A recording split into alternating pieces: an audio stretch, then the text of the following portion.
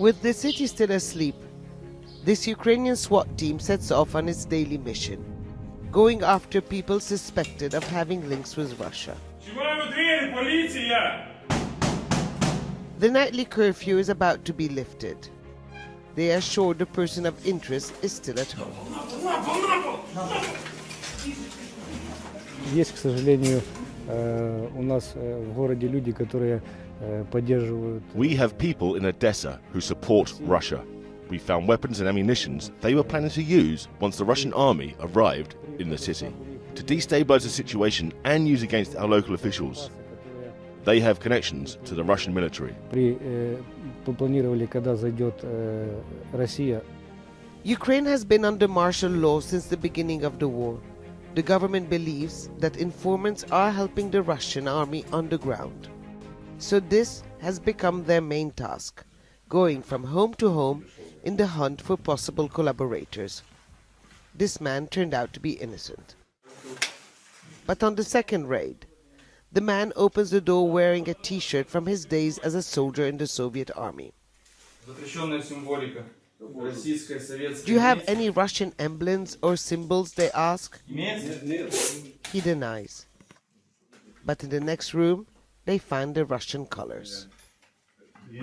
His computer reveals he is following Russian news outlets, banned in Ukraine since the start of the war. And when pressed about the conflict, we were shooting in Donbass for 8 years, and now they are bombing us in return. Who is right? Who is wrong? I don't know. Ask the politicians.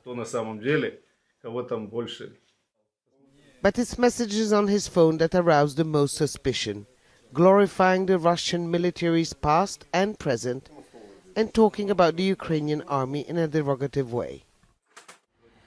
Technology is having a big role in this war. There are several apps and chat rooms where citizens can submit photos, videos, and information about people or vehicles they deem suspicious. Cyber investigators sift through hundreds of tips every day. Once verified, they pass on the information to the SWAT team. Ukraine claims that more than 700 collaborators have been detained and dozens of acts of sabotage have been disrupted so far. But it's a fine line, especially in places like Odessa, which share historical roots with Russia.